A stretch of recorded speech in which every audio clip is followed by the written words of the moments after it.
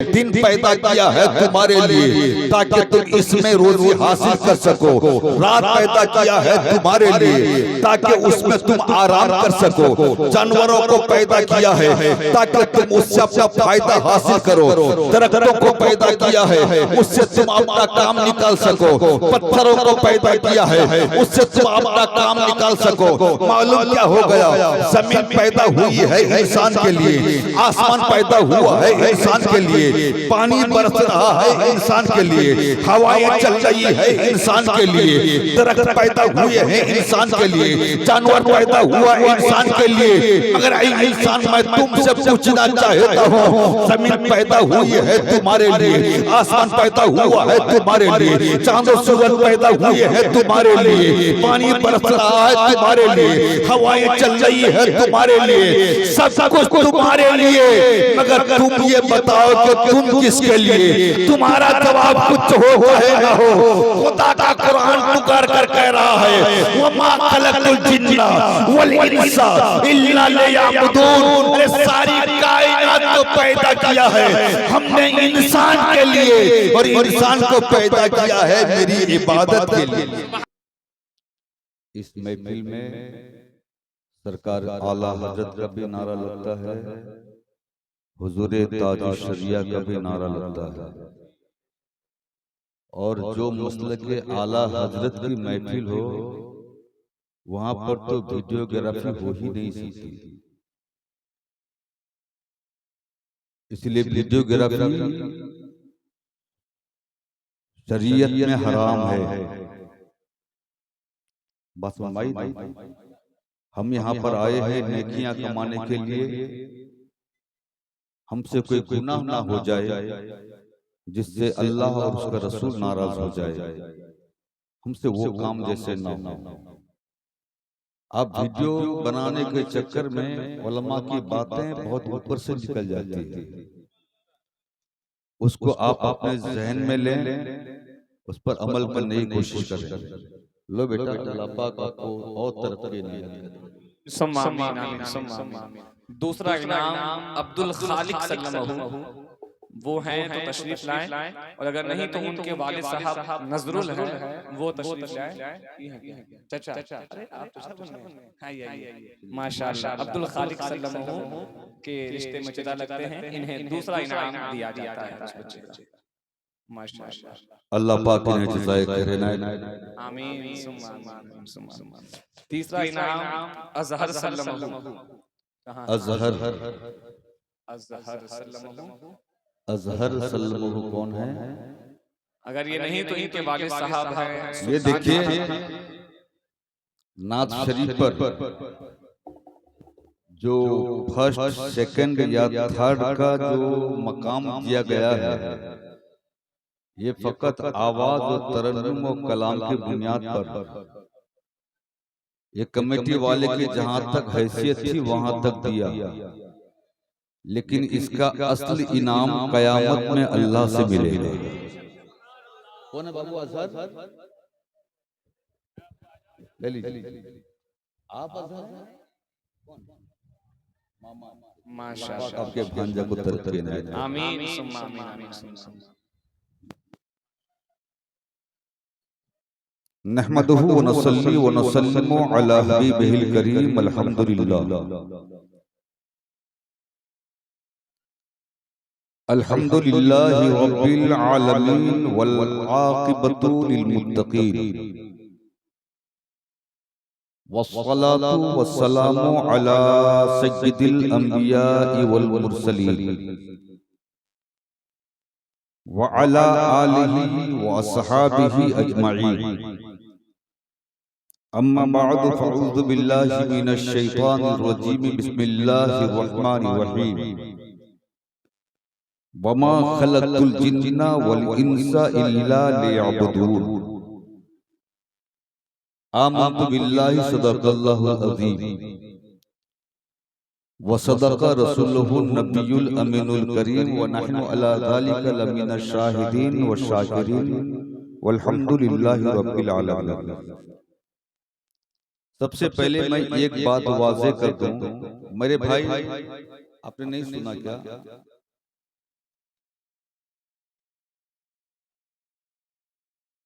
मैं आपके पोस्टर का खतीब नहीं हूं।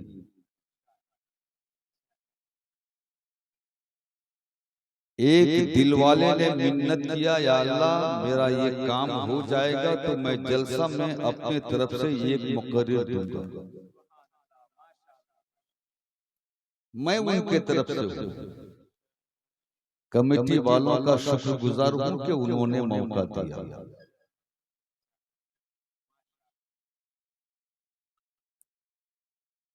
और शायद इसीलिए भी ये सुलूक हो रहा है। बड़ी खूबसूरत निजामत जनाबे सालिक रजा हबीबी से आपने समाअत किया। जिस जैसे में जलसे में ऐसे नाज़िम हो, वहां पर मुझ जैसे खतीब की कोई जरूरत नहीं होती। और देखें जनाबे अब्दुल रशीद रिजवानी साहब, अगरचे आवाज उनकी बैठी हुई थी मगर वो बैठे नहीं थे, उनका जज्बा बैठा नहीं था, क्योंकि नाते रसूल आवाज नहीं दिल का सोच देखता है। ये हम तो हैं कि कोई तर्ज अगर किसी से मिल जाए तो हम मचल जाए, लेकिन बारगाहे रसूल में न तर्ज है, वहां दिल का खुलूस दिखा जाता है। अरे ये वो दरबार है जहां खूंटा गाड़ने वाला भी सवाब पाता है, उस खूंटे को उखाड़ने वाला भी सवाब पाता है। क्या अच्छा इशारा है। वाह वाह सुभान अल्लाह। गाने वाला भी सवाब पाता है, गाने वाला भी, और उसी को उखाड़ने वाला। हाय हाय हाय। मस्जिद नबवी की आंगन है, एक साहबी ने खूंटा गाड़ दिया, दूसरे साहबी आए खूंटा उखाड़ दिया। जिसने गाड़ा था बारगाहे रसूल में शिकायत किया, या रसूल अल्लाह मैंने खूंटा गाड़ा था, फलाने उखाड़ दिया। आका ने उसको बुलाया, तूने उखाड़ा ना? हाँ आका मैंने उखाड़ा। अच्छा पहले बता तू क्यों गाड़ा था? कहा कि या रसूल अल्लाह मैंने इस नियत से गाड़ा था कि नमाजी नमाज पढ़ने के लिए आएंगे तो अपने जानवर को बांधेंगे। उखाड़ने वाला से आका ने पूछा तू क्यों उखाड़ा? उसने कहा या रसूल अल्लाह इसीलिए मैं उखाड़ दिया कि रात के अंधेरे में किसी नमाजी को ठोकर न लग जाए। आका ने फरमाया दोनों को सवाब मिला। सुभान अल्लाह। बेशक गाड़ने वाला को भी उखाड़ने वाला को भी। कोई महरूम हो ऐसा नहीं देखा जाता, या नबी आप सा दाता नहीं देखा जाता। सुभान अल्लाह सुभान अल्लाह। हजरात अभी भी हमारे कुछ भाई रास्ते में बैठे हैं, उनके लिए मैं पैगाम दे दूं, आज आप ना आवे कभी आ जाइएगा। एक ना एक दिन तो रास्ते में आना, रास्ते से आना ही पड़ेगा। मेरे नबी ने रास्ते पर बैठने से मना किया है। बस में आ गई ना? रास्ता बैठने की जगह नहीं है, रास्ता आने जाने की जगह है। इसलिए मेरे भाई, हाँ आज भी यहां से आपको एक रास्ता बताया जाएगा। जिस रास्ते पर बैठे हो वो रास्ता छोड़ दो, जो रास्ता जन्नत की तरफ लेकर जाएगा उस रास्ते पर आ जाओ। अरे यार यहां बैठकर क्या नमाज पढ़कर खुदा की बारगाह में हाजिरी देने के लिए गए, वहां पर भी तो कहते हो इहदिना सिरातल मुस्तकीम, ऐ अल्लाह तू हमें सीधे रास्ते पर चला। पता नहीं मेरी कौम को क्या हो गया, उलमा बार बार बोलते हैं आ जाइए आ जाइए, मगर ये कौम अपने रहबर की बात मानने को तैयार नहीं। त्रिवेदी साहब लॉकडाउन से पहले उलमा हर जुमा हाथ जोड़ जोड़ कर मुसल्लियों को कहते थे नमाज पढ़ने के लिए आओ। लोग आते नहीं थे। आते थे? अरे बोलो आते थे? नहीं आते थे। अब लॉकडाउन में जब जमात को मना किया गया सरकार की तरफ से, अब उलमा रोक रहे हैं जमात में मत आओ, सब घुसे आ रहे हैं, सब घुसे आ रहे हैं।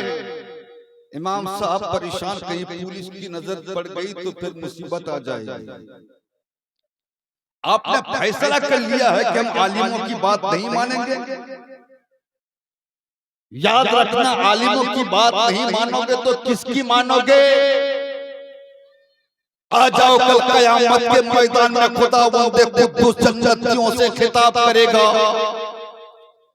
ऐ जन्नतियों मेरी जन्नत में कोई कमी है क्या? सारे जन्नती बोलेंगे मौला तेरी जन्नत कंप्लीट है, इसमें किसी चीज की कमी नहीं। अल्लाह पाक फरमाएगा हाँ इसमें कुछ कमी है, गौर करो। एक हफ्ता तक गौर खोज करेंगे, मीटिंग करेंगे, आपस में मशवरा करेंगे क्या कमी है। सब लोग जवाब देंगे नहीं कोई कमी नहीं है, मुकम्मल तो उससे कंप्लीट जन्नत है, इसमें किसी चीज की कमी नहीं। एक हफ्ता बाद खुदावंद कुद्दूस की रहमत फिर आवाज दी गई जन्नतियों मशवरा कर लिया ना? हाँ मशवरा कर लिया ना, मुकम्मल है ना कमी है? नहीं मौला तेरी जन्नत मुकम्मल है। अल्लाह पाक फिर फरमाएगा नहीं कुछ कमी है, फिर गौर करो। और एक हफ्ता गौर करने लगे। एक हफ्ता के बाद खुदा की रहमत ने कहा जन्नतियों बताओ क्या मेरी जन्नत में कोई कमी है? सारे जन्नती कहेंगे नहीं मेरे मौला मेरी जन्नत में, तेरी जन्नत में कोई कमी नहीं है।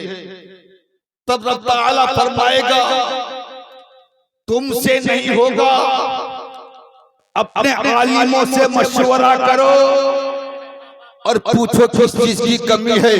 तब सब लोग आखिर में जाएंगे आलिमों के पास, हजरत बताइए ना जन्नत में इतनी हूरें हैं, इतने फल फ्रूट हैं, यहाँ ख्वाहिश करते ही चीजें हाजिर हो जाती है, यहाँ कोई बीमार नहीं होता, यहाँ कोई बूढ़ा नहीं होता, यहाँ खाने पीने के बर्तन सोने चांदी के हैं, यहाँ पर खाने के बाद बदहजमी नहीं होती, यहाँ खाने के बाद पाखाना व पेशाब नहीं होता। क्या ये जन्नत मुकम्मल है? तो उलमा जवाब देंगे अरे जन्नत में बहुत कमी है, बहुत।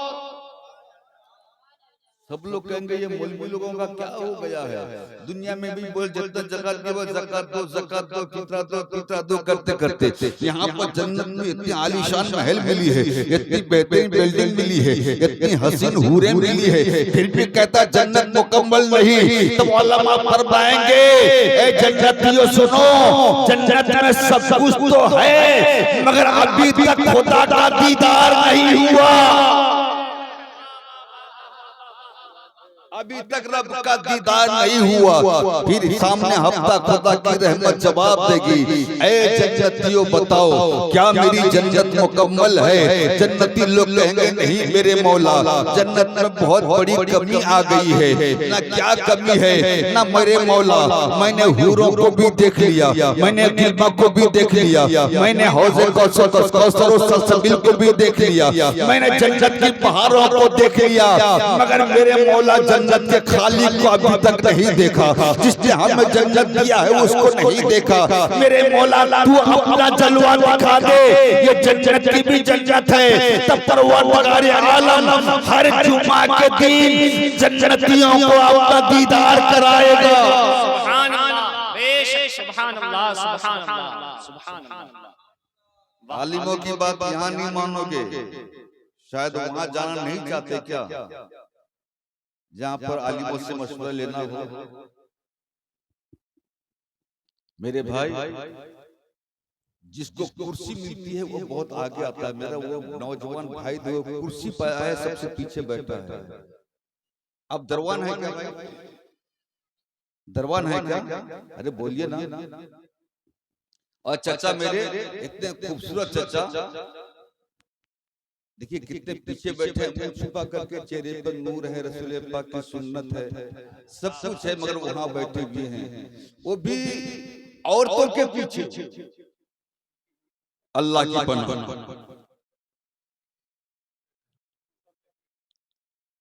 ये अपने माल की हिफाजत में लगी हुई है।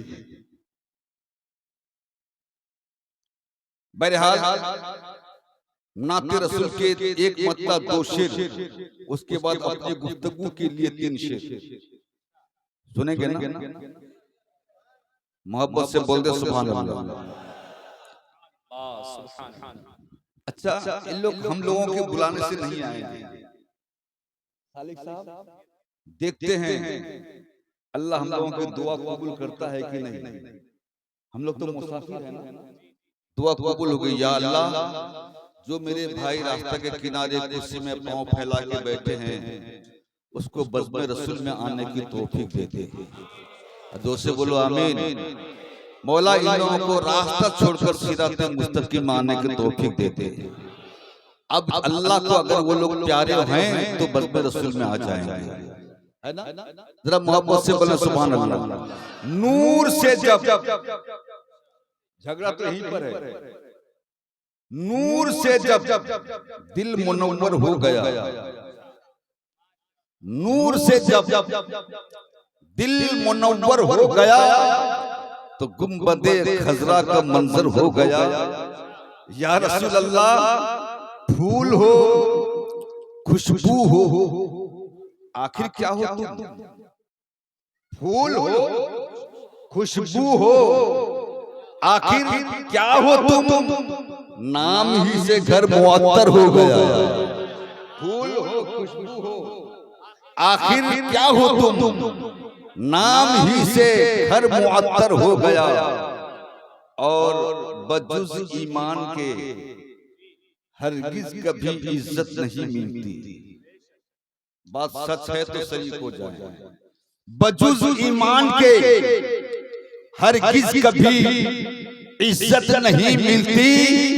अरे ये वो दौलत है जिसके बिना जन्नत नहीं मिलती।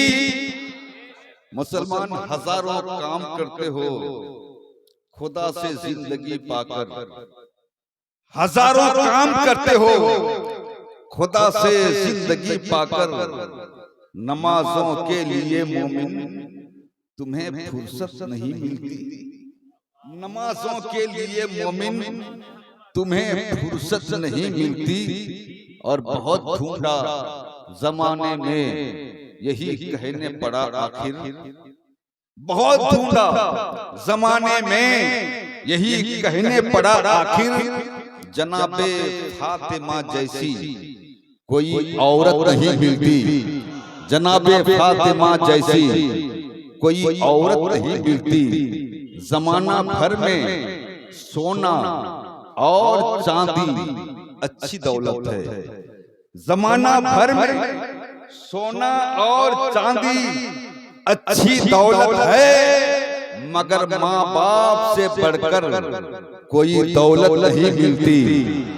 मगर माँ बाप से बढ़कर कोई दौलत नहीं मिलती। मोहब्बत से ये जो शेर मैंने पढ़ा है जी, ये अपना शेर है। जमाने में सोना चांदी अच्छी दौलत, जमाना भर में सोना और चांदी अच्छी दौलत है, मगर माँ बाप से बढ़कर कोई नहीं मिलती। बोलो ना, कोई दौलत नहीं मिलती, कोई दौलत नहीं मिलती। वाह वाह वाह, सुभान अल्लाह सुभान अल्लाह, बहुत अच्छा शेर। हज़रात, हर बनने वाली चीज के पीछे बनाने वाले का कोई ना कोई मकसद है ना, बोलिए। और बनने वाली चीज जब बनाने वाले के मकसद पर पूरा उतरती है तो फिर उसको तरक्की दी जाती है, उसको इनाम दिया जाता है ना। जनाबे अरशद बनारसी साहब आए हैं, उनके नजराना का एक मियार आपने मकसद के तहत लाया। चलिए वो नात शरीफ पढ़ेंगे, लेकिन जब वो आपके तस्वुर से ज्यादा अच्छा पढ़ने लगे, उस नजराना के अलावा भी आप नजराना देने लगे। जब बनने वाली चीज बनाने वाले के मकसद पर पूरा उतरती है। भाई साहब, भाई साहब, अस्सलाम वालेकुम, जा रहे हैं क्या? नहीं नहीं जी, आए हैं, चलिए सुभान अल्लाह। चलिए, अल्लाह पाक ने थोड़ी दुआ कबूल किया है। एक आदमी आ गए, चलिए, मुसाफिर की दुआ अल्लाह कबूल करता है। जरा मोहब्बत से बोल रहे सुभान अल्लाह। हजरात, हर बनने वाली चीज के पीछे बनाने वाले का कोई ना कोई मकसद है। दुनिया में कोई भी चीज ऐसी नहीं है जिसको बनाने वाले ने बगैर किसी मकसद के बनाया हो। हजरत मूसा अलैहिस्सलाम तूर पहाड़ पर बैठे हैं, रब से हम कलामी कर रहे हैं। उनकी निगाहों के सामने से एक गोबर का कीड़ा रेंगता हुआ जा रहा है। उसको देख करके हजरत कलीम ने रब से पूछ लिया, परवरदिगार, तूने इस कीड़े को क्यों पैदा किया? तो खुदावंद कुद्दूस की रहमत ने पुकारा, ऐ मेरे कलीम, थोड़ी देर पहले यही कीड़ा मुझसे पूछ रहा था कि तूने मूसा को क्यों पैदा किया। मतलब ये है कि कोई भी चीज बेमकसद से पैदा नहीं हुई। देखो, ये जमीन इसीलिए रब ने बनाया है ताकि ऐ इंसान तुम इस पर रहो, इस पर घर बनाओ, इसी से अपनी रोजी हासिल करो, इसी से अपनी मईशत हासिल करो। आसमान रब ने तुम्हारे सर के ऊपर दिया ताकि तुम्हारे सरों पर साए रहे। दिन पैदा किया है तुम्हारे लिए ताकि तुम इसमें रोजी हासिल कर सको। रात पैदा किया है तुम्हारे लिए ताकि उसमें तुम आराम कर सको। जानवरों को पैदा किया है ताकि तुम उससे अपना फायदा हासिल करो। दरख्तों को पैदा किया है उससे तुम अपना काम निकाल सको। पत्थरों को पैदा किया है उससे तुम अपना काम निकाल सको। मालूम क्या हो गया? जमीन पैदा हुई है इंसान के लिए, आसमान पैदा हुआ है इंसान के लिए, पानी बरस रहा है इंसान के लिए, हवाएं चल रही है इंसान के लिए, दरख्त पैदा हुए हैं इंसान के लिए, जानवर पैदा हुआ इंसान के लिए। अगर इंसान, मैं तुमसे पूछना चाहता हूँ, जमीन पैदा हुई है तुम्हारे लिए, आसमान पैदा हुआ है तुम्हारे लिए, चांद और सूरज पैदा हुए हैं तुम्हारे लिए, पानी बरस रहा है तुम्हारे लिए, हवाएं चल रही है तुम्हारे लिए, सब कुछ तुम्हारे लिए। मगर तुम ये बताओ कि तुम किसके लिए? तुम्हारा जवाब कुछ हो है ना हो। खुदा का कुरान पुकार कर कह रहा है, वमा खलक़तुल जिन्ना वल इंसा इल्ला लियअबुदून। अरे सारी कायनात को पैदा किया है हमने इंसान के लिए, और इंसान को पैदा किया है मेरी इबादत के लिए। सुभान अल्लाह, सुभान अल्लाह, वाह वाह वाह वाह वाह। बेशक किस काम के लिए पैदा किया है? इबादत के लिए। बेशक आप ना बोले, अब बहुत बोल दिए। अब इन लोगों से सुनूंगा, किस काम के लिए पैदा किए? सबक याद रखें, किस काम के लिए? इबादत के लिए। आज हम लोगों से कौन सा काम नहीं होता? सब काम हम कर रहे हैं। आज हमारे नौजवान में जुए की आदत इतनी बढ़ गई है। लॉटरी, मौलवी साहब अस्सलाम वालेकुम। नहीं नहीं नहीं नहीं, मत जाइए, मत जाइए, नहीं नहीं, अभी नहीं। मुझको जिस तरह बेवकूफ बनाए बेटा, सबको बेवकूफ मत बनाओ। तिलावत कुरान के वक्त से लाके बैठा दिए हो मुझको, हालांकि आपको पता नहीं है। अल्लाह का शुक्र है पूरे हिंदुस्तान में बोलता हूँ, और ईद के बाद से लेकर अभी तक एक रात सोना नसीब नहीं हुआ है। और सब जगह पर कमेटी अगर ऐसे ही मिल जाए तो फिर एक हफ्ता में खतीब का जनाजा निकल जाएगा। जरा मोहब्बत से बोले, ये मोहब्बत थी कि पहले से आए। जरा प्यार से बोले सुभान अल्लाह। आज हमसे हर काम हो रहा है, फकत वही काम नहीं होता जिस काम के लिए हम पैदा हुए। गलत बोल रहा हूं? फकत वही काम नहीं होता। चाचा आपका नाम क्या है?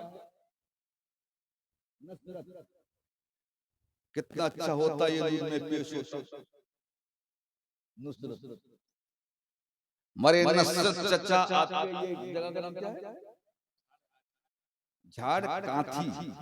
मैं कांथी के लोग यहाँ पर ज्यादा रहते हैं इसीलिए तो चलिए झाड़ कांथी यहाँ के लोगों में, यहाँ पर हमारे नसरत चचा बहुत जमींदार हैं। अगर नहीं है तो खुदा इनको बना दे, कह दीजिए आमीन। अल्लाह इनको बना दे। जब इस जमीन बहुत ज्यादा है, जब भी चाष का मौसम आता तो चचा ट्रैक्टर वाले के यहाँ दौड़ते दौड़ के इनकी चप्पल टूट जाती। एक दिन इनकी अहलिया ने इनकी परेशानी को समझते हुए मशवरा दिया कि चचा के जनाब कितना दौड़ोगे ट्रैक्टर वालों के यहाँ, एक काम करो, जाओ 2 बैल खरीद के लेकर के आओ और अपने हाथों से हल जोतो। गए 1 लाख रुपए लेकर, ये सोचते हुए कि मैं जितना बड़ा आदमी हूँ मेरा बैल भी उतना बड़ा होगा। मार्केट में गए 1 लाख रुपए देकर 2 बैल लेकर के आए। जब मोहल्ला में लेकर बैल पहुंचे तो इनके बैल को देखने के लिए पूरा मोहल्ला जमा हो गया।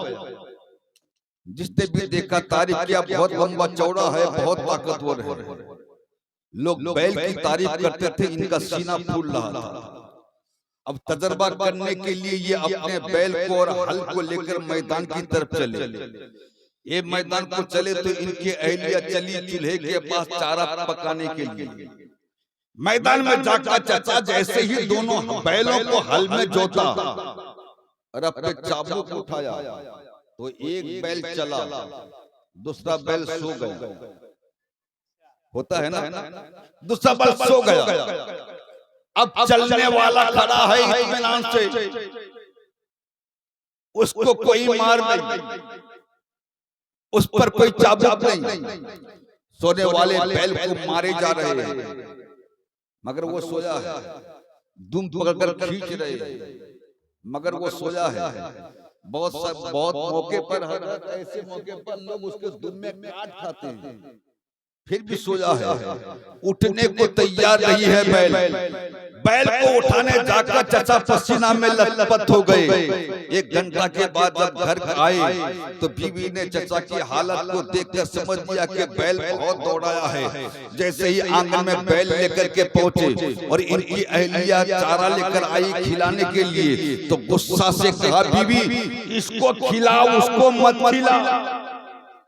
क्या कहा? इसको खिला, उसको मत खिला। बीबी ने कहा दोनों 50-50 हजार रुपए का बैल है, दोनों अपना बैल है, इसे खिलाऊं उसे ना खिलाऊं। तो चचा ने कहा ये काम करने वाला है, इसको खिलाओ, ये सोने वाला है, इसको मत खिलाओ। मोहल्ला के लोगों ने पूछा सोने वाले बैल का क्या करोगे? ना सामने हफ्ता फिर मैं मार्केट ले जाऊंगा, दूसरे मालिक के हवाले कर दूंगा, ये बगैर काम का माल हमारी मिल्कियत में नहीं रहेगा, दूसरे मालिक के हवाले करूंगा। दूसरा हफ्ता फजर फिर मार्केट को चले बैल लेकर के। पड़ोस में कोई इनका मुखालिफ था, पीछे पीछे वो भी चल दिया गोल्डन चांस है इनको डाउन करने के लिए। बाजार में जो भी जाकर इनके बैल की कीमत लगाता, इनका मुखालिफ धीरे से जाकर कान में कह देता, अरे मत लेना सोता है, मत लेना सोता है।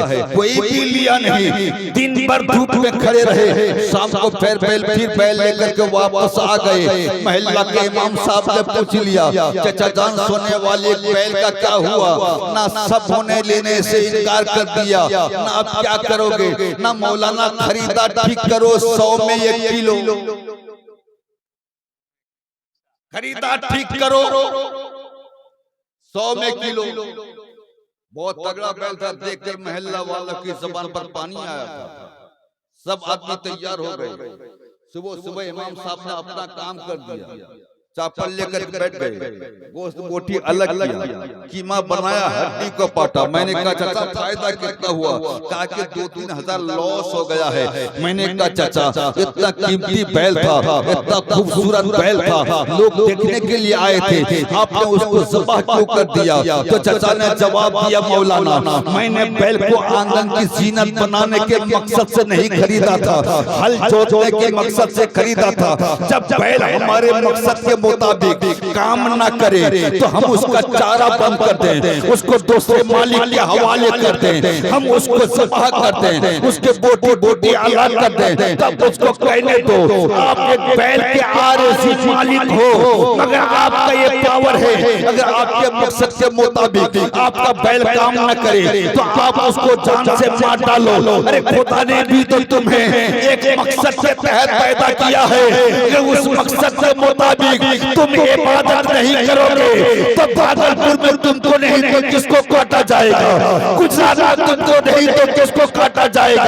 इसीलिए मेरे भाई आज के जलसा से मैं पैगाम देना चाहता हूँ, खुदा की बारगाह में झुक जाओ, क्योंकि जो झुक जाता है उसी को बचा लिया जाता है, जो आगे जाता है उसी को उखाड़ लिया जाता है।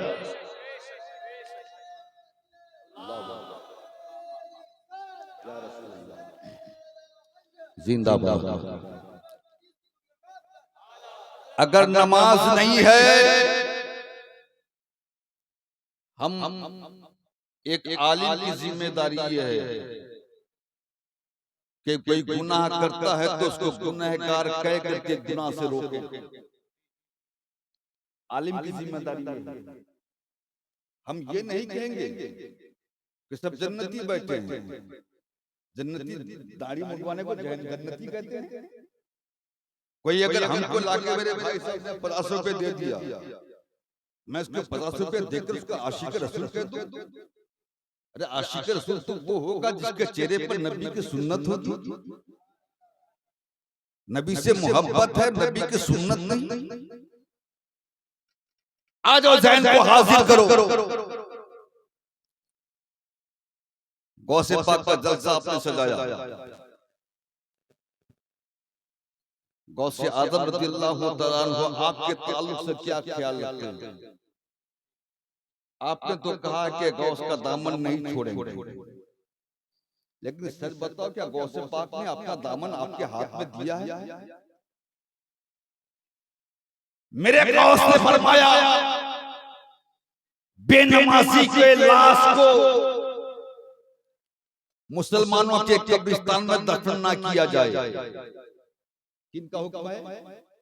अरे बोलो, जिसके लाश को गौसे आजम मुसलमान के कब्रिस्तान में बर्दाश्त ना कर लें, उसको गौसे पाक जन्नत में बर्दाश्त करेंगे? अरे बोलो ना। और मैं उलमा किराम के तवज्जो के साथ एक जुमला बोलूंगा। गौसे पाक रज़ियल्लाहु ताला अन्हु मसलकन हम्बली थे और इमाम अहमद बिन हम्बल के मसलक में बेनमाजी काफिर थे। आ गई इमाम अहमद बिन हम्बल और इमाम शाफी के मसलक में बेनमाजी मुसलमान नहीं है। जिस गौस की मोहब्बत का हम दम भरते हैं और नमाज नहीं पढ़ते, तो याद रखना गौसे पाक आपको नहीं बचाएंगे, रसूले पाक बचाएंगे। बचा ले तो उनका करम है। अरे बोलो ना, बचा ले तो उनका करम है। लेकिन आ जाओ मेरा नबी क्या चाहता है? तिरमिज़ी शरीफ की हदीस उसका मफहूम ये है, मेरे आका ने सहाबाए किराम के महफिल में फरमाया, ए मेरे सहाबियों मेरा दिल चाहता है। किसका दिल चाहता है?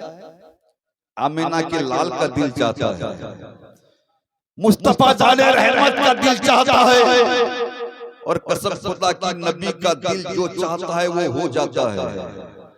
नबी के दिल ने चाह लिया कि ए चांद दो टुकड़ा हो जा, हो गया।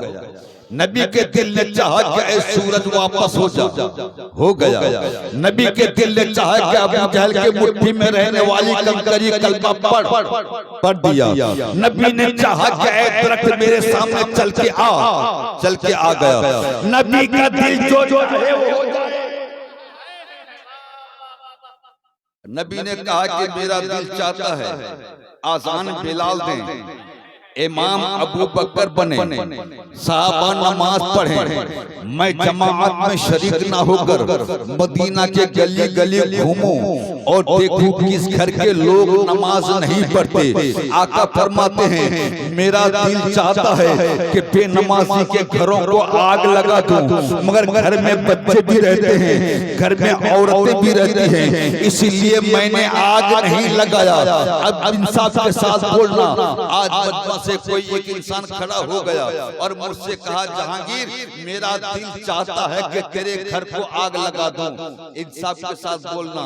जो मेरे घर को आग लगाना चाहता है उसके दिल में मेरी मोहब्बत है ना नफरत है? जो से बोल मोहब्बत नफरत।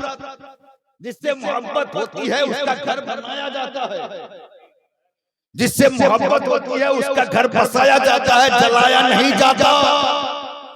मुस्तफा फरमाते हैं मेरा दिल चाहता है कि बेनमाजी के घरों को आग लगा दूं, मगर घर में औरतें भी रहती हैं, बच्चे भी रहते हैं, इसीलिए घर को मुस्तफा ने माचिस की तीली नहीं मारा, गैस लाइट से आग नहीं लगाया, लेकिन बदले में खुदा ने तुम्हारे घर में नफरत की आग लगा दिया है।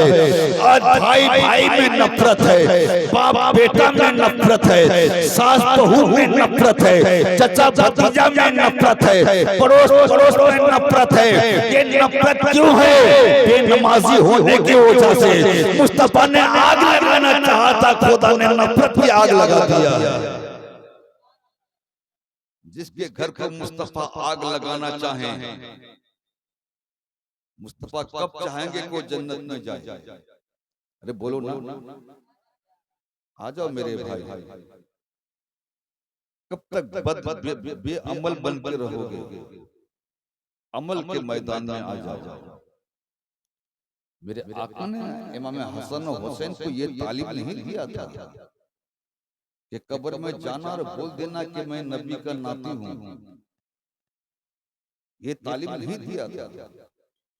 फातिमा ज़हरा को ये तालीम नहीं दिया कि कब्र में जाना और बोल देना कि मैं रसूल की बेटी हूं, अली की बीवी हूं, हसनैन की मां हूं। बेटी इससे बख्शिश नहीं होगी, तुम्हें कुछ करना भी होगा। अरे तुम अमल करो, कबूल करे ना करे खुदा की मर्जी, मगर उसका हुक्म है तुम अमल करो। मेरे भाई झुक आबाद रहना चाहते हो तो खुदा की बारगाह में झुक जाओ। कुछ दिन पहले हमारे इलाका में एक तूफान आया था। तूफान बड़ा खतरनाक तूफान था। उस तूफान का नाम तारीख में टोर्नाडो है। इतना खतरनाक तूफान कच्चे मकान की छत को, पक्के मकान की छत को कच्चे मकान के ऊपर रख दिया था।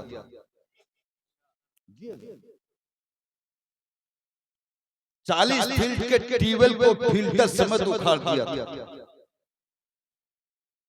इतने खतरनाक तूफान। तालाब का सारा पानी लेकर चला गया, मछलियां दरख्त के शाखों में लटक रही थी। इतना खतरनाक तूफान। उन्हीं पीरियड में मैंने भी धान के कुछ पौधे बोए थे 1 बीघा जमीन। जब तूफान के जाने के बाद मैं अपने कमरा से निकला तो देखा बड़े बड़े मोटे मोटे नीम के दरख्त सब उखड़ कर ढेर हो गए। तो मैं अपने सर पे हाथ देकर रोने लगा। मदरसा के सदर साहब आ गए, मौलाना आपको कहीं चोट लगी है क्या? मैंने कहा मेरे दिल पे लगी है। कहा कि वो कैसे? मैंने कहा कि सदर साहब 2-3 महीना की तनख्वाह इकट्ठा करके मैंने 1 बीघा जमीन चाष किया था। ये तूफान ने क्या तबाही मचाया, न क्या हुआ।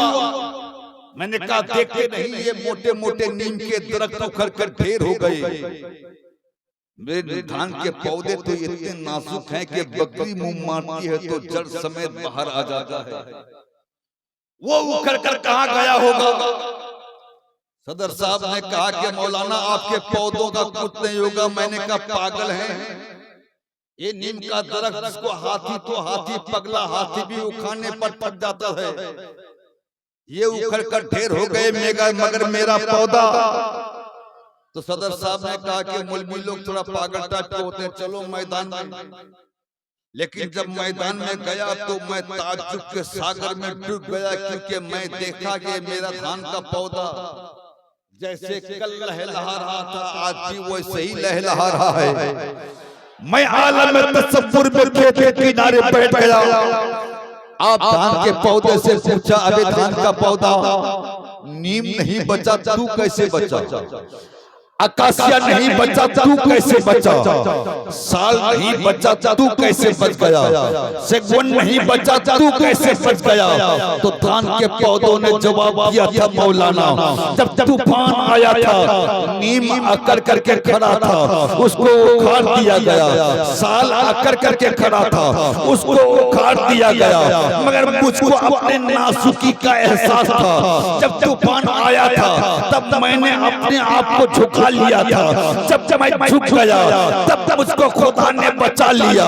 तो साबित ही हुआ, जो झुक जाता है वो आबाद हो जाता है, जो अकड़ जाता है वो उखड़ जाता है।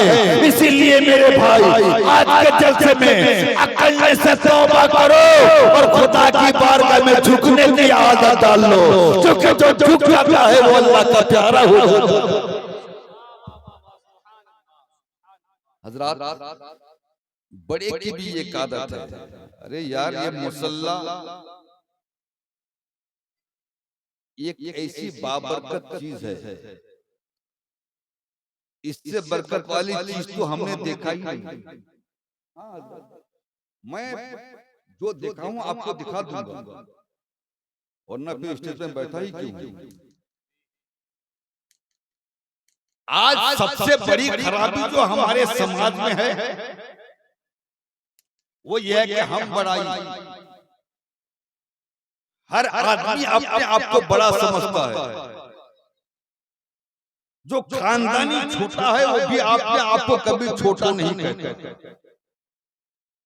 कोई कहता है कि हम बड़ा, कोई कहता है मेरा बाप बड़ा, कोई कहता है मेरा खानदान बड़ा, कोई कहता है जो सर्विस होल्डर है वो बड़ा, कोई कहता है जो फोर व्हीलर में घूमता है वो बड़ा, कोई कहता है जो 10 चक्का का मालिक है वो बड़ा, कोई कहता नहीं जो 14 चक्का का मालिक है वो बड़ा। हर कोई अपनी बड़ाई बोलता है, हर कोई अपने खानदान की बड़ाई बोलता है। जाओ पकड़ कर लेकर आओ उसको, एक मुसल्ला बिछा दो, लाके मुसल्ले पर खड़ा कर दो। जरा मुसल्ले पर लाने से पहले मैं और एक बात आपको पूछ लूं, कभी केस कचहरी में हुआ है आप लोगों के यहाँ पर? जज के यहाँ इंसाफ में कभी गए हैं? खुदा वहां मुसलमानों को ना ले जाए, वहां मुसलमानों को ना पहुंचाए। मैंने देखा जज एक आलीशान कुर्सी पर शाहाना लिबास में बड़ी तमतराक के साथ बैठा है, दो साइड पे दो अर्दली मोटा मोटा डंडा लेकर खड़ा है, गेट में पुलिस बंदूक लेकर खड़ी है। इतने में गवाह को बुलाया गया, गवाह कटघरे में हाजिर। जज का पियोन किताब लेकर आ गया मुसलमान के पास, कुरान हिंदू के पास गीता लेकर के, इसमें हाथ रख के कसम खा के सच बोलेगा। मुसलमान भी कसम खा लिया, कुरान में हाथ रख करके सच ही बोलूंगा, इंसाफ के साथ बोलना। कसम खाकर सच बोला है, कसम खाने के बाद भी सच बोला है। अर्धली के डंडा के खौफ में मुंह से सच नहीं निकाला, पुलिस के बंदूक के डर ने मुंह से सच नहीं निकाला, जज की शान और शौकत ने मुंह से सच नहीं निकाला, धार्मिक पुस्तक पर हाथ रखकर कसम करने ने मुंह से सच नहीं निकाला। जाओ उसको मुसल्ले पर लाकर खड़ा कर दो और उसको पूछा जाए, मुसल्ला पूछ रहा है, ए चाय की दुकान में क्या कहता था, तेरा बाप बड़ा, तेरा खानदान बड़ा, तेरा ससुर बड़ा, बोल क्या है? जैसे ही मुसल्ला ने पूछ लिया बड़ा कौन है, बंदा कान पकड़ लिया। जरा प्यार से बोलो, प्यार से, प्यार से। बंदा कान पकड़ लिया। मैंने कहा यार कान क्यों पकड़ लिया? क्यों कान पकड़ा? कान पकड़ना बड़े ऐब की बात है। हमने गांव के इंसाफ में देखा एक मुजरिम का जुर्म साबित हो गया। मुंसफ हजरात ने कहा चल 10 बार कान पकड़कर उठ और बैठ। तो मुजरिम ने कहा हजरत 10,000 जुर्माना कर दो, मान लेंगे, मगर कान नहीं पकड़ेंगे। मदरसा में हम लोग भी बच्चों को पढ़ाते हैं, बच्चे से अगर गलती हो जाए और सजा के तौर से कहा जाए चल कान पकड़कर उठ और बैठ, तो बच्चा दाएं बाएं देखकर धीरे से हाथ निकालता है। हजरत 2-4 यहाँ दे दीजिए, मगर कान मत पकड़ाइए। थोड़ी देर के बाद आजान हो गई। मुसल्ला में उस्ताद भी खड़ा है, मुसल्ले में शागिर्द भी खड़ा है, मुसल्ले में मुंसफ भी खड़ा है, मुसल्ले में मुजरिम भी खड़ा है। यहाँ पर कोई कान पकड़ने को नहीं कहता। उस्ताद है वो भी कान पकड़ लिया है, शागिर्द है वो भी कान पकड़ा है, मुंसफ है वो भी कान पकड़ा है, मुजरिम है वो भी कान पकड़ा है। मैंने कहा कि मियां कान क्यों पकड़ रहे हो? तो सबका जवाब होगा मैं नहीं पकड़ता, मुस्तफा पकड़वा रहे हैं तब मैं पकड़ रहा हूँ। आमिना के लाल का हुआ है तब मैं पकड़ रहा हूँ। मैंने पूछ लिया आलम तसव्वुर में अपने आका से, मेरे आका मेरी माँ बाप की आज़मतें आप पर कुर्बान, आपने पहले कान क्यों पकड़ाया? तो मुस्तफा की रहमत जवाब देगी कान पकड़ना भी एक तौबा है, कान पकड़ना भी एक तौबा है। मैंने कहा आका किससे तौबा? तो रसूल पाक की रहमत जवाब देगी अपने आप को बड़ा कहता था उससे तौबा, अपने खानदान को बड़ा कहता था उससे तौबा, अपने ससुराल को बड़ा कहता था उससे तौबा, सर्विस होल्डर को बड़ा कहता था उससे तौबा, लखपति को बड़ा कहता था उससे तौबा। बंदा ने अपनी बड़ाई से तौबा कर लिया। अब मुसल्ला ने कहा सच बोल बड़ा कौन है? सच बोल। नमाज़ी पुकार उठा अल्लाहु अकबर, अल्लाहु अकबर। मैं बड़ा नहीं, अल्लाह बड़ा, मेरा खानदान बड़ा नहीं, अल्लाह बड़ा, मेरे ससुराल बड़े नहीं, अल्लाह बड़ा, सर्विस होल्डर बड़ा नहीं, अल्लाह बड़ा, लखपति बड़ा नहीं, अल्लाह बड़ा। अब नमाज मुसल्ला ने कहा अच्छा तू क्या है? मैं छोटा, अल्लाह बड़ा। का अच्छा तू छोटा है? अगर छोटा है तो छोटा की तरह खड़ा हो जा।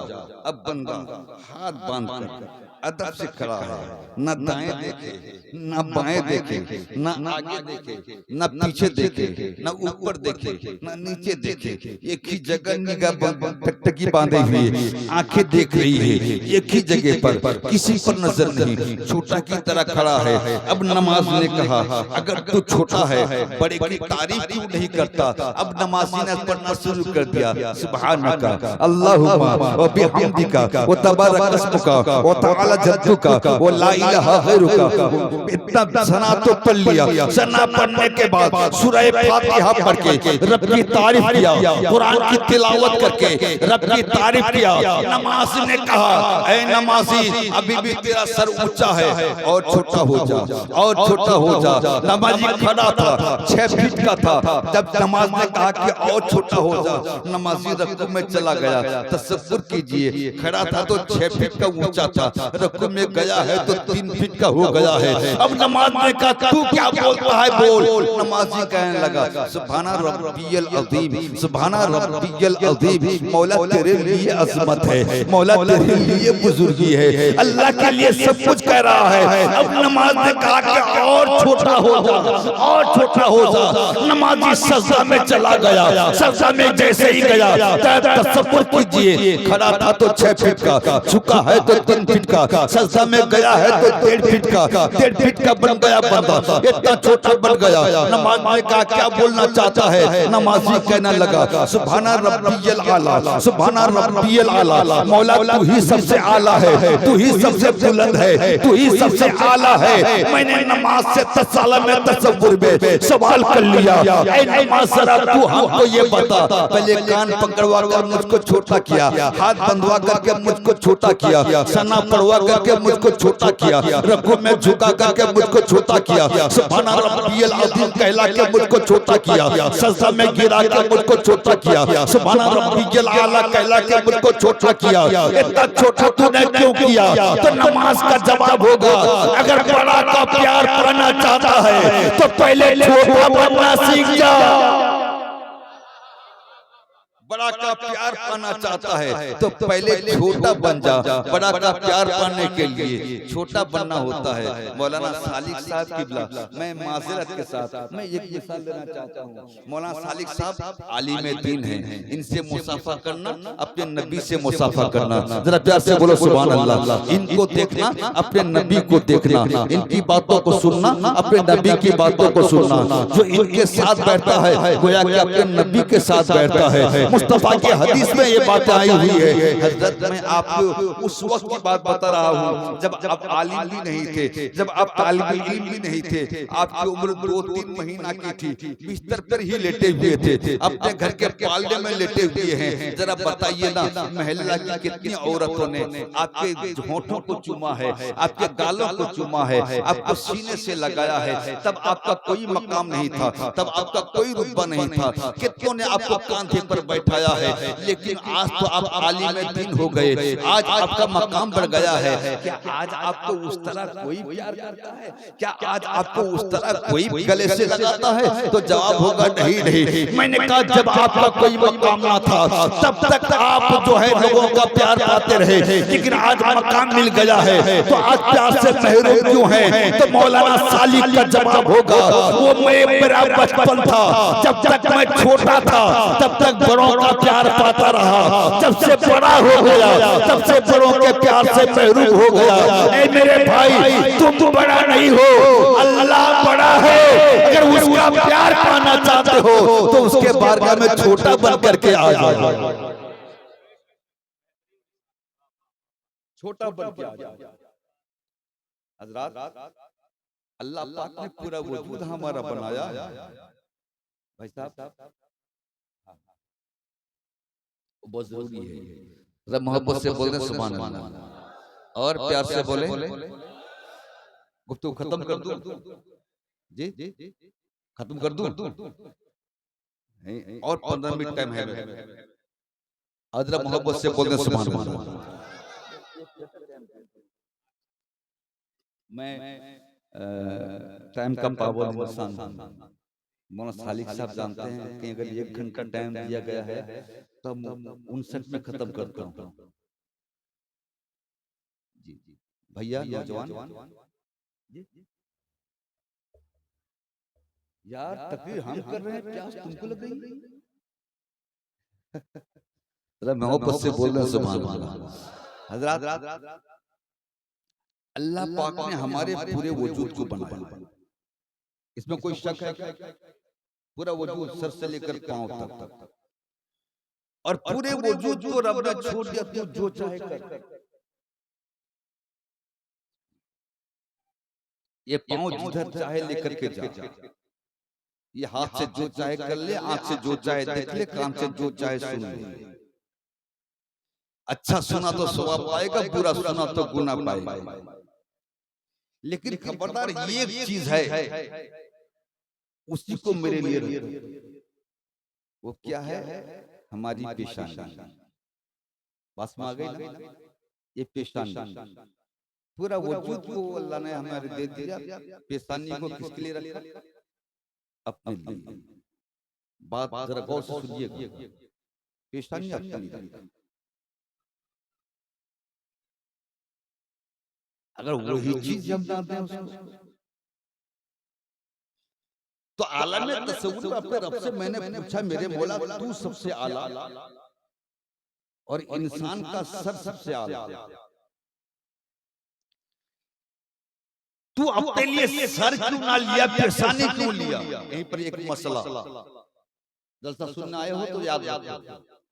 जरूरत पड़ने पर बाप अपने बेटे को मार सकता है, शौहर बीवी को मार सकता है, उस्ताद शागिर्द को मार सकता है, लेकिन खबरदार गालों में ना मारना। अगर उस्ताद ने शागिर्द के गाल में तमाचा मारा तो उस्ताद गुनहगार होगा। शौहर अगर बीवी के गाल में तमाचा मारे तो शौहर गुनहगार होगा। बाप अगर बेटे के गालों को मारे, गालों पर तमाचा मारे तो बाप गुनहगार होगा। क्योंकि इंसान का चेहरा अल्लाह की कुदरत की निशानी है। जरा प्यार से बोल। ये चेहरा क्या है? इंसान की अल्लाह की कुदरत की निशानी है। अच्छा एक बात बताइए, इंसान किससे पहचाना जाता है? हाथ से, पांव से, सीना से, कमर से? फकत चेहरा से। अगर यहाँ आप लोग एक काम कर लें, मेरे सर को काट लें, फकत सर रख लें और पूरा ये बॉडी मेरे घर पार्सल कर दें, मेरे घर वाले पहचान जाएंगे कौन आया है।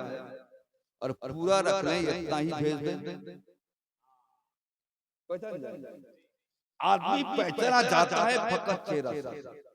लेकिन ताज्जुब की बात यह है, हमारी आंखें जहां पर है सबकी वहीं पर है, हमारी नाक जहां पर है सबकी वहीं है, हमारे गाल, हमारे मूंछ, हमारी दाढ़ी जहां पर है सबके वहीं पर है। लेकिन कुदरत ने इतनी जरा सी कैबिनेट के अंदर कितनी चेंजिंग रखा है कि दुनिया में करोड़ों इंसान है मगर कोई किसी के तरह नहीं। अल्लाह की कुदरत इतनी जरा सी कैबिनेट के अंदर कितनी तब्दीली रखा है। चेहरा बहुत बड़ा यार, अल्लाह पाक ने इसी अंगूठे के अंदर इतनी तब्दीली रखा है कि किसी का फिंगरप्रिंट किसी की तरह नहीं। अरे यार, जब सबका अंगूठा बराबर नहीं हो सकता तो मुस्तफा की तरह कौन बनेगा?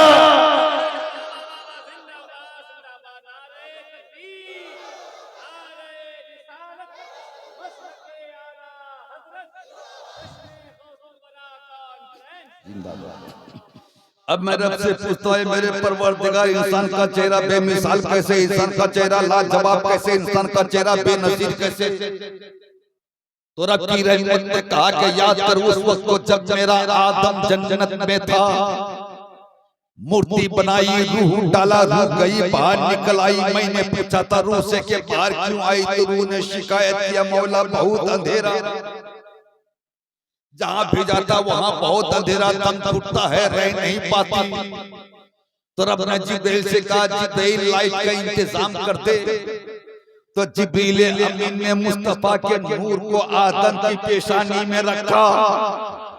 बोलो बोलो बोलो, आदम की पेशानी में मुस्तफा का नूर रखा। नूर था पेशानी में, जगमगाया दिल रोशन हो गया। अब रूह गई तो निकलने को तैयार नहीं। रब ने कहा कि मेरे बंदो, इंसान का चेहरा बेमिसाल, नाक नक्शा की बुनियाद पर नहीं, रंग रूप की वजह से नहीं, कान और गाल के वजह से नहीं, दाढ़ी और मूंछ के वजह से नहीं, इंसान का चेहरा बेमिसाल है क्योंकि इंसान की पेशानी में मुस्तफा का नूर है। जहां पर मुस्तफा का नूर आ जाए, वो चेहरा बेमिसाल हो जाए, तो मुस्तफा की तरह कौन हो? जरा प्यार से बोलो। अल्लाह ने कहा कि मेरे बंदो, हमने तेरे पूरे वजूद को बनाया है मगर फकत तेरी पेशानी को अपने महबूब के नूर से सजा लिया है। लिहाजा जिसको मैंने सजाया है उसी को मेरे लिए रख दे, उसी को मेरे लिए रख दे। मैंने कहा मेरे मौला, जब यहाँ पर तेरे महबूब का नूर है, हम इस नूर की हिफाजत करेंगे, हम सजदा करेंगे तो यहाँ धूल लगेगा, यहाँ पर गंदगी लगेगी, यहाँ मैला लगेगा, यहाँ धब्बा पड़ जाएगा। तो खुदा ने कहा कि नहीं नहीं नहीं, सीमा हूं फी वजूहिहिम मिन असरी सुजूद, ये पेशानी काली नहीं होगी, चमकेगी। सजदे से पेशानी चमकेगी।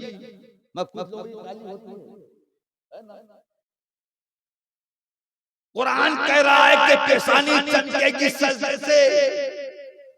मर कुछ मुल्ला को मैंने देखा फकत 40 दिन पड़े के इतना बड़ा था। मैंने कहा कि यार ये रिएक्शन क्यों हो गया, जहां चमकना चाहिए वहां पर काला धब्बा। एक जमाना तक एक बात मेरे समझ में नहीं आई कि नमाजी की पेशानी काली क्यों हो गई। मेरे मदरसे में पेंटिंग का काम हो रहा था, एक मिस्त्री काम कर रहा था, एक 5-6 साल का बच्चा उसका हेल्प कर रहा था। मिस्त्री ने ऊपर से कहा है बेटा लाल रंग लेकर के आ, सब नया नया डब्बा। तो बच्चा एक डब्बा लेकर गया, मिस्त्री खोला तो अंदर से लाल निकला। मैंने सोचा शायद ये हुस्न इत्तेफाक है। फिर कहा ए बेटा हरा रंग लेकर के आ, तो बच्चा गया एक डब्बा लेकर आया, खोला तो अंदर से हरा निकला। तो मैं और जरा ताज्जुब आया। फिर कहा कि जा पीला लेकर के आ, हल्दिया। तो बच्चा एक डब्बा लेकर के आया, मिस्त्री खोला तो पीला ही निकला। मैंने कहा बच्चा से, बच्चा तू अंग्रेजी कितना पढ़ा? तो बच्चा ने कहा कि मौलाना क्यों? मैंने कहा कि बेटा जो लाल है ना, जिसके अंदर लाल है ऊपर रेड लिखा हुआ है, जिसके अंदर काला है ऊपर ब्लैक लिखा हुआ है, जिसके अंदर ब्लू पीला है ऊपर येलो लिखा हुआ है, जिसके अंदर हरा है ऊपर ग्रीन लिखा है। लेकिन बेटा तू ठीक से पढ़ा कैसे और लाया कैसे? तो बच्चा दौड़ के गया, एक नया डब्बा लेकर के आया और उलट करके नीचे दिखाया कि मौलाना ये देखो ना, क्या ना ये धब्बा देखो। आप पढ़े लिखे हो, पढ़ के समझते हो कि अंदर क्या है। हम ये धब्बा देख के समझ जाते हैं कि अंदर क्या है। बाहर अगर लाल है तो हम समझ जाते हैं कि अंदर भी लाल है, बाहर काला है तो हम समझ जाते हैं अंदर भी काला है। यही जो कुदरत ने जाहिर कर दिया। बरेलवियों का चेहरा देखो, नमाज पढ़ने के बावजूद चमक रहा है। क्या बंदी का काला इसलिए होता क्योंकि अंदर का माल बाहर आ गया है। मैंने कहा कि मेरे मौला ये पेशानी में धूल लगने नहीं देंगे, हम साफ सुथरा रखेंगे, पेशानी को तेरे बाग में रखें क्यों। आखिरी बात तवज्जो के साथ, एक दफा मौलाना सालिक साहब के घर में गया, घूमते फिरते चला गया, देखा कि ये भी एक कुर्सी में है, इनकी अहलिया दूसरी कुर्सी में है। इनका एक छोटा सा बच्चा बमुश्किल साल भर की उम्र हुई, पहले बच्चा चलने की ट्रेनिंग ले रहा है। बच्चा 2 कदम चला गिरा, 2 कदम चला गिरा, ऐसा होता है कि अब बच्चा 2 कदम चला है और दाहिने तरफ गिर गया। माँ बाप कुर्सी पर बैठे रहे, बाप तो बड़ी हिम्मत के साथ कहा शाबाश बेटा, तुझको नहीं जमीन को लगी है, उठ जा। बच्चा फिर उठा, 2 कदम चला, बाएं तरफ गिरा, माँ बाप ने शाबाशी दिया, बच्चा चीत होकर गिरा, माँ बाप कुर्सी पर बैठे रहे। थोड़ी देर के बाद वही बच्चा औंधा होकर के गिर गया। अब इंसाफ के साथ बोलना क्या होगा। मैंने देखा जैसे ही बच्चा औंधा होकर के गिरा, मौलाना सालिक साहब ने कुर्सी छोड़ दिया, दौड़ के गए, बच्चे को गोद में उठाया। इनकी अहलिया आंचल लेकर के बच्चे के मुंह को पहुंच रही है, मसूड़ा इधर उधर कर, खून इधर उधर करके देख रही है कहीं नाजुक मसूड़ा जख्म तो नहीं हो गया। नाक इधर उधर कर रही है कहीं नाक से खून तो नहीं निकल आया। मैंने मौलाना सालिक साहब से पूछ लिया, हजरत यही बेटा आपका था, दाहिने तरफ गिरा था, आप कुर्सी पर बैठे रहे, बाएं तरफ गिरा है, आप कुर्सी पर बैठे रहे, चित होकर गिरा था, आप कुर्सी पर बैठे रहे, लेकिन जैसे ही औंधा होकर गिरा आपने क्यों गोद में उठाया? माँ तुमने आज चेहरा क्यों साफ किया? तो माँ बाप ने जवाब दिया, मौलाना जब कोई छोटा बड़ा के सामने मुंह के बल गिर जाता है तब बड़ा को छोटा पर प्यार आ जाता है, बड़ा उसको गोद में उठा लेता है।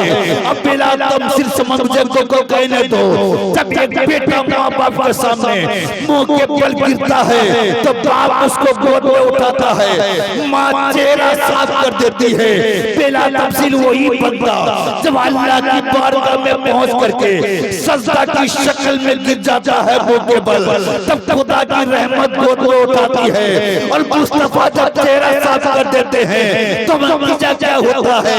गिरा था अब्दुल कादिर बन करके तो रब ने उसको गौसे आजम बना दिया, गिरा था मोइनुद्दीन बन करके रब ने गरीब नवाज बना दिया, गिरा था अहमद रजा बन के रब ने आला हजरत बना दिया, गिरा था हबीबुर रहमान बनकर रब ने मुजाहिद मिल्लत बना दिया। इसलिए मेरे भाई इतनी सी गुफ्तगू सुनने के बाद मैं देख लूं कि आप लोग तकरीर फकत सुनते हैं कि उस पर कुछ अमल का जज्बा भी रखते हैं। कितने लोग हैं जो हाथ उठा करके वादा कर सकते हैं कि इंशाअल्लाह हम कल से नमाजों की पाबंदी करेंगे। सुभान अल्लाह, सुभान अल्लाह, सुभान अल्लाह। अल्लाह पाक, ऐ मेरे मौला, इनसे वादा करना मेरा काम था, तेरे घर में बुला लेना तेरा काम है। ए मेरे मौला, आज की गुफ्तगू में जो कुछ भी मैंने अर्ज किया उस पर सबसे पहले मुझको अमल करने की तौफीक दे, उसके बाद तमाम सुनने वाले को अमल करने की तौफीक बख्शे। जिंदगी बाकी रही, फिर कभी इंशाअल्लाह। अस्सलाम वालेकुम।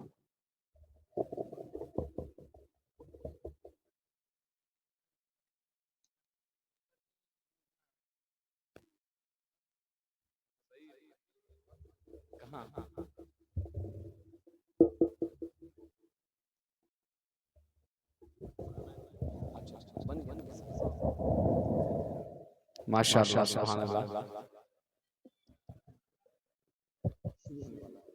माशाअल्लाह, सुभान अल्लाह। हज़रात देखें, खूबसूरत तकरीर आपने समाअत की।